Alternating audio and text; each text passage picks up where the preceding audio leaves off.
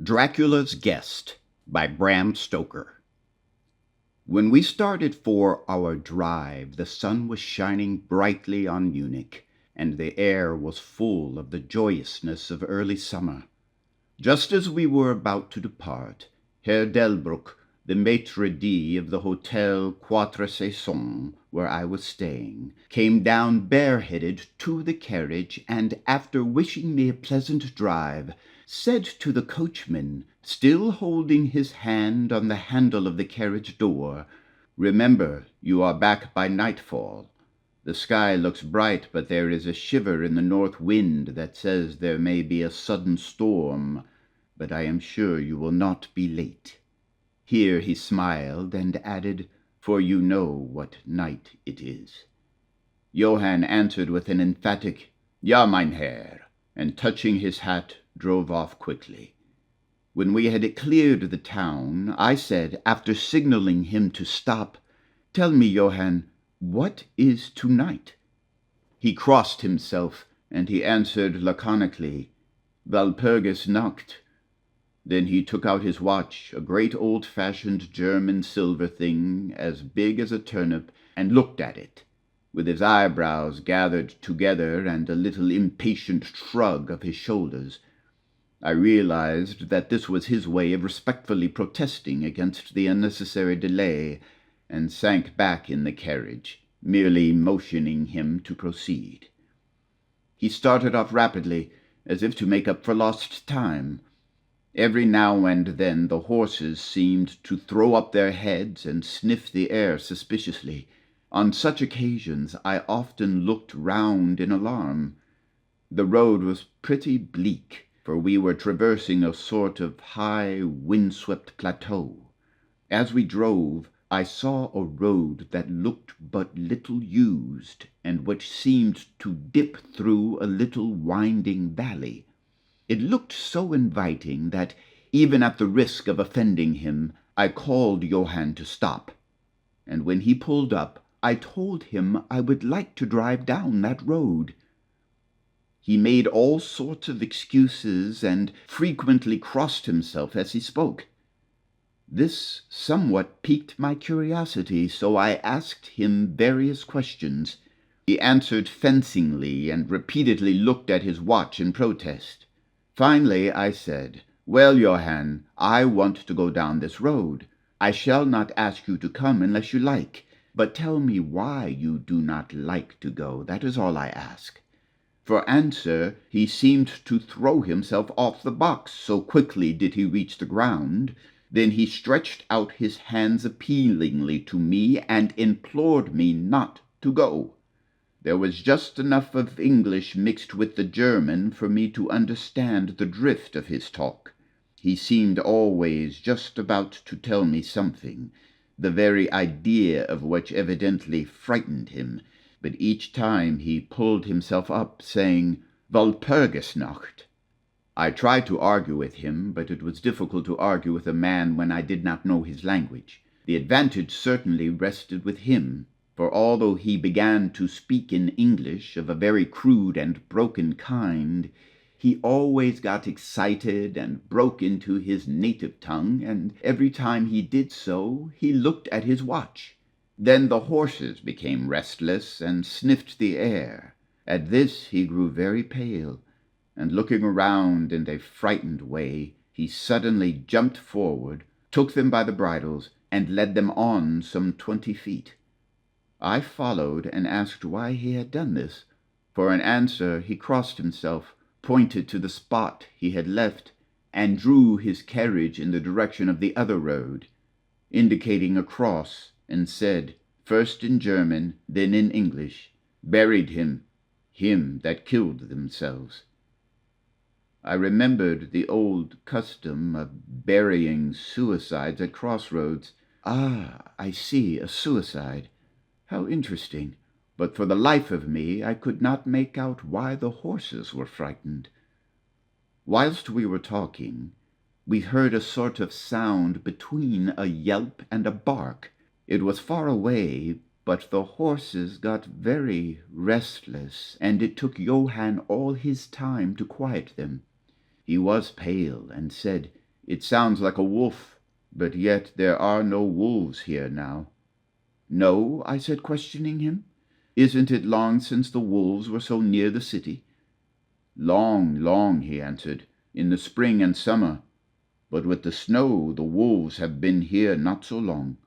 Whilst he was petting the horses and trying to quiet them, dark clouds drifted rapidly across the sky. The sunshine passed away, and a breath of cold wind seemed to drift over us.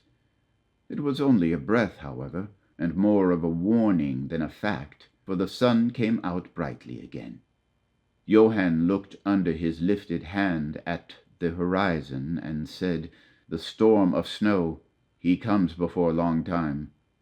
Then he looked at his watch again, and straightway holding his reins firmly, for the horses were still pawing the ground restlessly and shaking their heads, he climbed to his box as though the time had come for proceeding on his journey.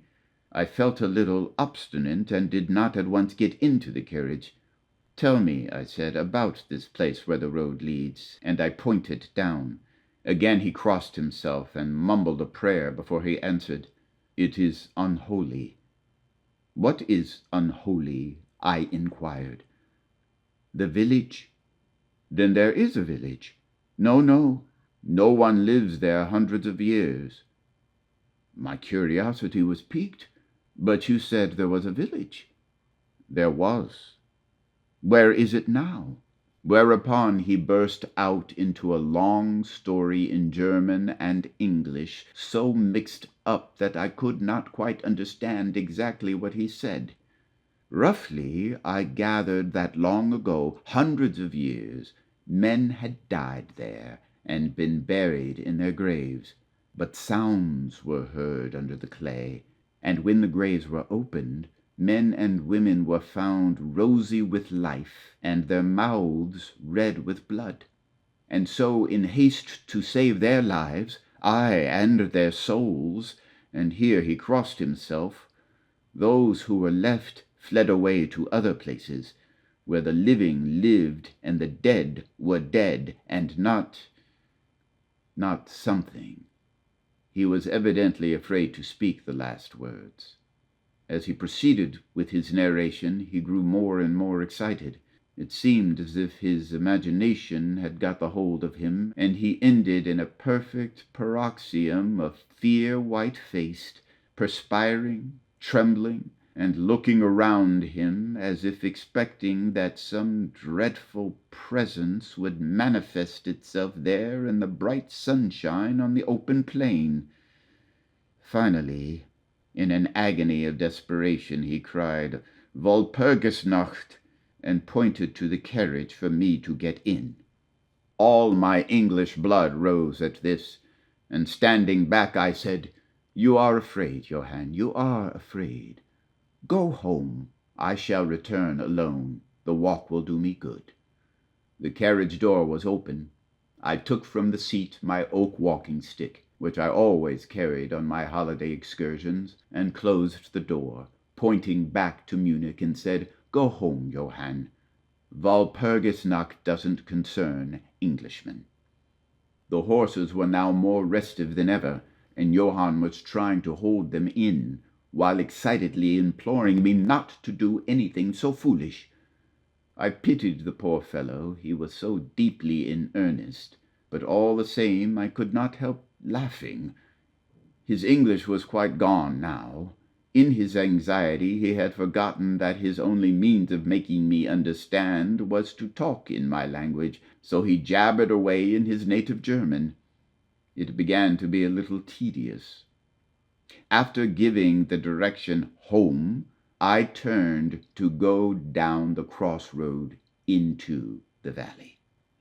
With a despairing gesture, Johann turned his horses towards Munich. I leaned on my stick and looked after him. He went slowly along the road for a while. Then there came over the crest of the hill a man, tall and thin.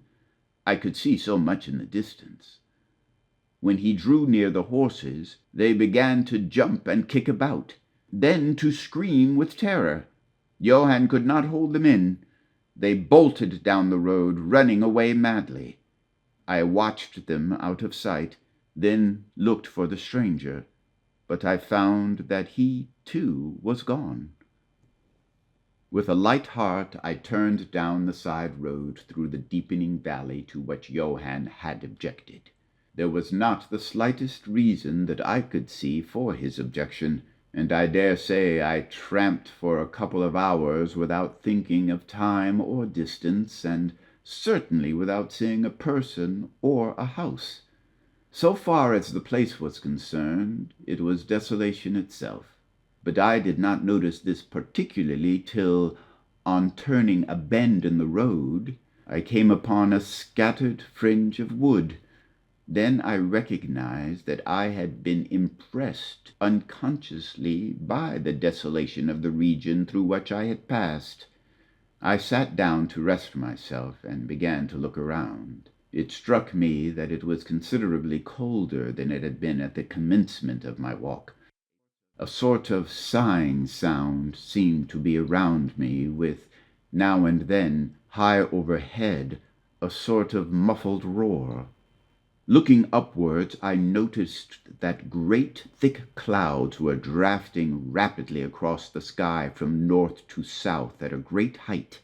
There were signs of a coming storm in some lofty stratum of the air. I was a little chilly, and thinking that it was the sitting still after the exercise of walking, I resumed my journey. The ground I passed over was now much more picturesque. There were no striking objects that the eye might single out, but in all there was a charm of beauty. I took little heed of time, and it was only when the deepening twilight forced itself upon me that I began to think of how I should find my way home. The air was cold, and the drifting of clouds high overhead was more marked. They were accompanied by a sort of far-away rushing sound, through which seemed to come at intervals that mysterious cry which the driver had said came from a wolf. For a while I hesitated. I had said I would see the deserted village, so on I went, and presently came on a wide stretch of open country, shut in by hills all around. Their sides were covered with trees which spread down to the plain, dotting in clumps and gentler slopes and hollows which showed here and there. I followed with my eye the winding of the road and saw that it curved close to one of the densest of these clumps and was lost behind it. As I looked, there came a cold shiver in the air, and the snow began to fall. I thought of the miles and miles of bleak country I had passed, and then hurried on to seek shelter of the wood in front. Darker and darker grew the sky, and faster and heavier fell the snow, till the earth before and around me was a glistening white carpet, the further edge of which was lost in misty vagueness. The road was here but crude, and when on the level its boundaries were not so marked as when it passed through the cuttings, and in a little while I found that I must have strayed from it, for I missed underfoot the hard surface, and my feet sank deeper in the grass and moss. Then the wind grew stronger and blew with ever-increasing force, till I was fain to run before it. The air became icy cold, and in spite of my exercise I began to suffer. The snow was now falling so thickly and whirling around me in such rapid eddies that I could hardly keep my eyes open. Every now and then the heavens were torn asunder by vivid lightning, and in the flashes I could see ahead of me a great mass of trees, chiefly yew and cypress, all heavily coated with snow. I was soon amongst the shelter of the trees, and there in comparative silence I could hear the rush of the wind high overhead. Presently the blackness of the storm had become merged in the darkness of the night. By and by the storm seemed to be passing away. It now only came in fierce puffs or blasts. At such moments, the weird sound of the wolf appeared to be echoed by many similar sounds around me. Now and again, through the black mass of drifting cloud, came a straggling ray of moonlight which lit up the expanse and showed me that I was at the edge of a dense mass of cypress and yew trees. As the snow had ceased to fall, I walked out from the shelter and began to investigate more closely. It appeared to me that amongst so many old foundations as I had passed, there might be still standing a house in which, though in ruins, I could find some sort of shelter for a while. As I skirted the edge of the copse, I found that a low wall encircled it, and following this, I presently found an opening. Here the cypresses formed an alley leading up to a square mass of some kind of building.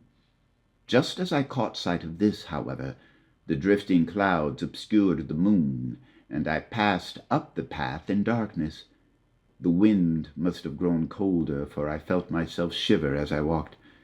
But there was hope of shelter, and I groped my way blindly on. I stopped, for there was a sudden stillness. The storm had passed, and perhaps in sympathy with nature's silence, my heart seemed to cease to beat.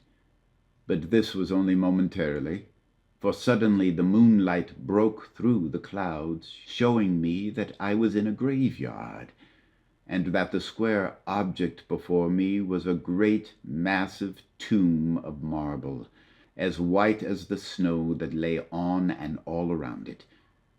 With the moonlight there came a fierce sigh of the storm, which appeared to resume its course with a long, low howl, as of many dogs or wolves.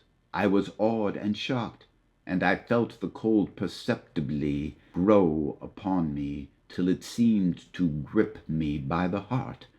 Then, while the flood of moonlight still fell on the marble tomb, the storm gave further evidence of renewing, as though it were returning on its track.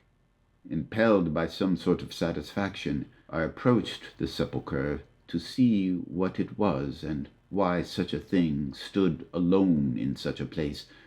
I walked around it and read, over the Doric door, in German, Countess Dollingen of Gratz, in Styria, sought and found death, 1801.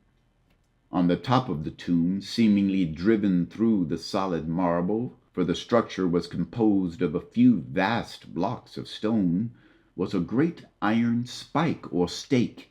On going to the back, I saw graven in great Russian letters, "The dead travel fast." There was something so weird and uncanny about the whole thing that it gave me a turn and made me feel quite faint. I began to wish for the first time that I had taken Johann's advice. Here a thought struck me, which came under almost mysterious circumstances with a terrible shock. This was Walpurgis Night. Walpurgis Night was when, according to the belief of millions of people, the devil was abroad, when the graves were opened and the dead came forth and walked, when all evil things of earth and air and water held revel. This very place the driver had specially shunned. This was the depopulated village of centuries ago. This was where the suicide lay, and this was the place where I was, alone, unmanned, shivering with cold in a shroud of snow, with a wild storm gathering again upon me. It took all my philosophy, all the religion I had been taught, all my courage, not to collapse in a paroxysm of fright. And now a perfect tornado burst upon me.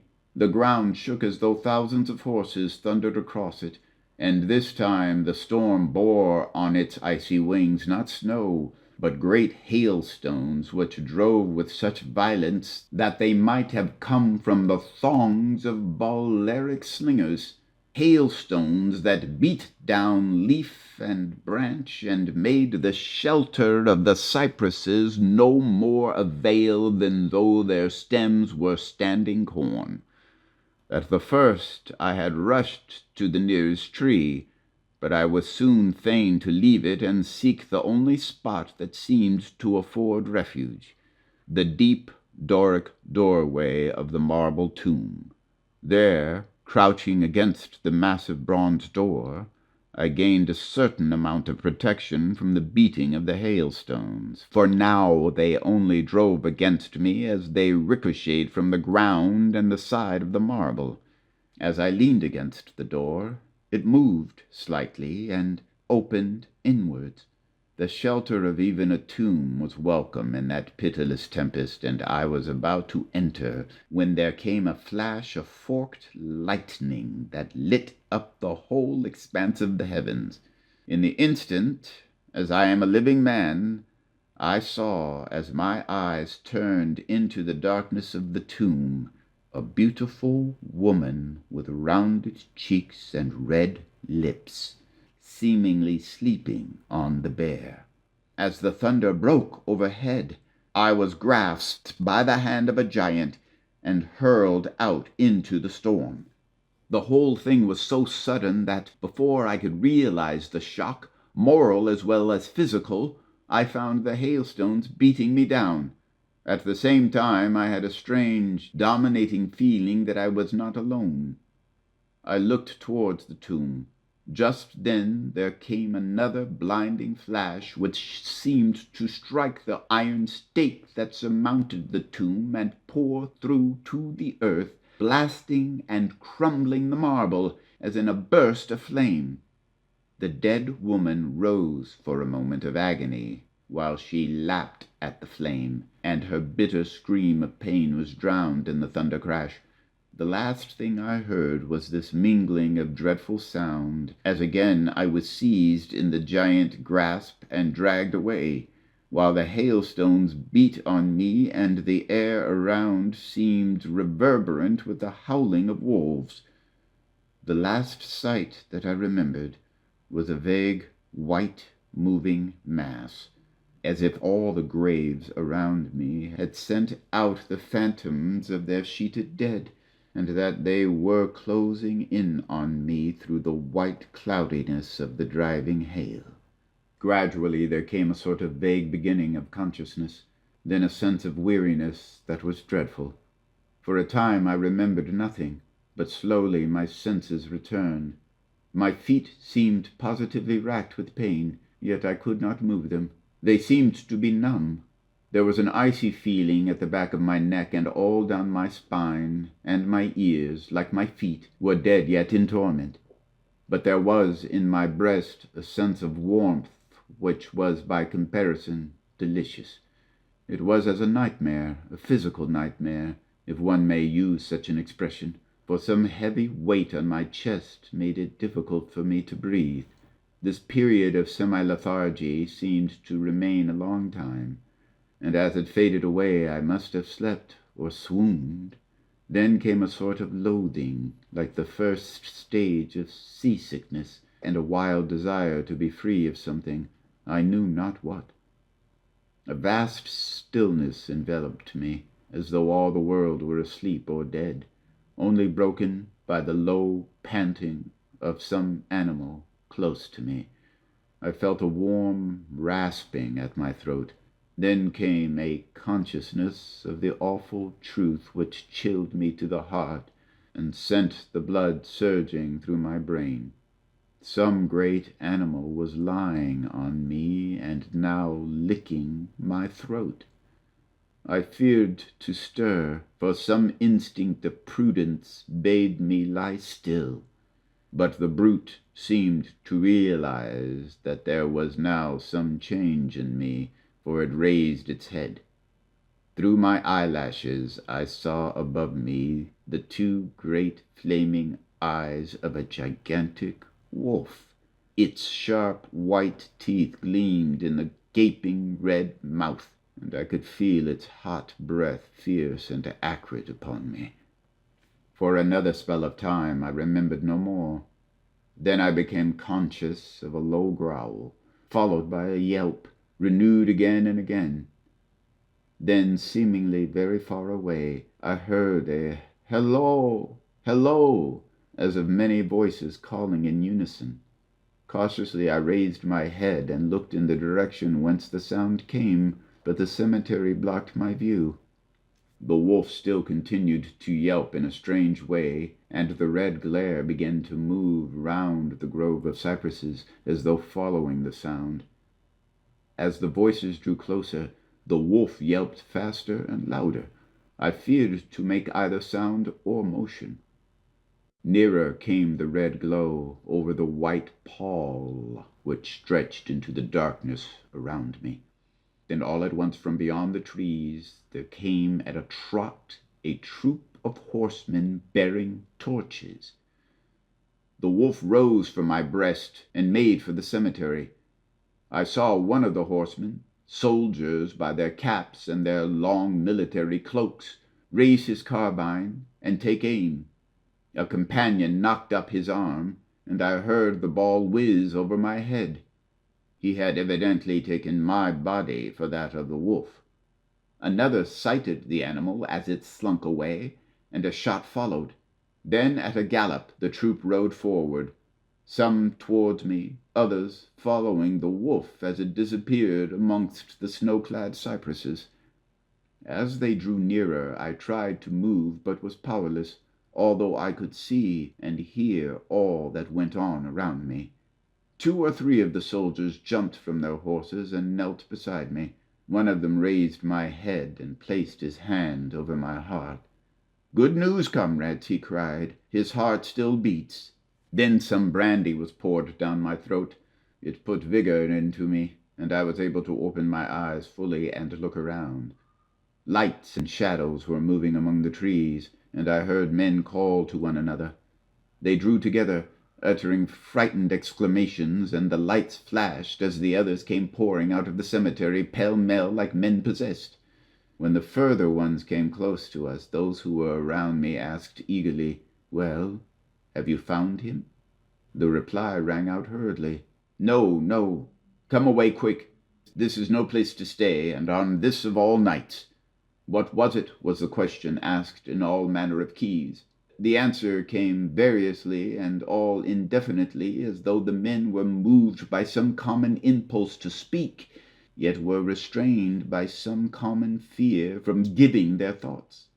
"It, indeed," gibbered one, whose wits had plainly given out for the moment.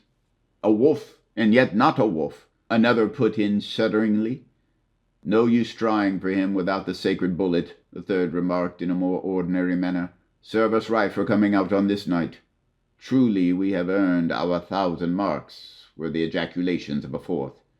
"There was blood on the broken marble," another said after a pause. "The lightning never brought that there. And for him, is he safe? Look at his throat. See, comrades, the wolf has been lying on him and keeping his blood warm." The officer looked at my throat and replied, "He is all right. The skin is not pierced. What does it all mean? We should never have found him but for the yelping of the wolf." "What became of it?" asked the man who was holding up my head, and who seemed the least panic-stricken of the party, for his hands were steady and without tremor. On his sleeve was the chevron of a petty officer. "It went home," answered the man, whose long face was pallid and who actually shook with terror as he glanced around him fearfully. "There are graves enough there in which it may lie. Come, comrades, come quickly. Let us leave this cursed spot."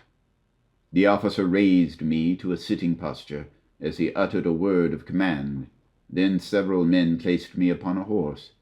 He sprang to the saddle behind me, took me in his arms, gave the word to advance, and turning our faces away from the cypresses, we rode away in swift military order. As yet my tongue refused its office, and I was perforce silent. I must have fallen asleep, for the next thing I remembered was finding myself standing up, supported by a soldier on each side of me. It was almost broad daylight, and to the north A red streak of sunlight was reflected like a path of blood over the waste of snow. The officer was telling the men to say nothing of what they had seen, except that they had found an English stranger guarded by a large dog. Dog? That was no dog, cut in the man who had exhibited such fear. I think I know a wolf when I see one. The young officer answered calmly. I said, a dog. Dog, reiterated the other ironically. It was evident that his courage was rising with the sun, and pointing to me, he said, Look at his throat. Is that the work of a dog, master? Instinctively I raised my hand to my throat, and as I touched it, I cried out in pain. The men crowded round to look, some stooping down from their saddles, and again there came the calm voice of the young officer. A dog, as I said. If aught else was said, we should only be laughed at. I was then mounted behind a trooper, and we rode on into the suburbs of Munich. Here we came across a stray carriage into which I was lifted, and it was driven off to the Quatre Saisons, the young officer accompanying me, whilst a trooper followed with his horse, and the others rode off to their barracks. When we arrived, Herr Delbruck rushed so quickly down the steps to meet me that it was apparently he had been watching within. Taking me by both hands, he solicitously led me in. The officer saluted me and was turning to withdraw, when I recognized his purpose and insisted that he should come to my rooms. Over a glass of wine, I warmly thanked him and his brave comrades for saving me. He replied simply that he was more than glad, and that Herr Delbruck had at the first taken steps to make all the searching party pleased, at which ambiguous utterance the maitre d' of the hotel smiled, while the officer pleaded duty and withdrew. But Herr Delbruck, I inquired, how and why was it that the soldiers searched for me? He shrugged his shoulders, as if in depreciation of his own deed, as he replied, I was so fortunate as to obtain leave from the commander of the regiment in which I serve to ask for volunteers. But how did you know I was lost? I asked. The driver came hither with the remains of his carriage, which had been upset when the horses ran away. But surely you would not send a search party of soldiers merely on his account? Oh, no, he answered, but even before the coachman arrived, I had a telegram from the bowyer whose guest you are, and he took from his pocket a telegram which he handed to me, and I read, Be careful of my guest. His safety is most precious to me. Should aught happen to him, or if he be missed, spare nothing to find him and ensure his safety. He is English and therefore adventurous. There are often dangers from snow and wolves at night. Lose not a moment if you suspect harm to him. I answer your zeal with my fortune. Dracula. As I read the telegram in my hand, the room seemed to swirl around me, and if the attentive maitre d' had not caught me, I think I should have fallen.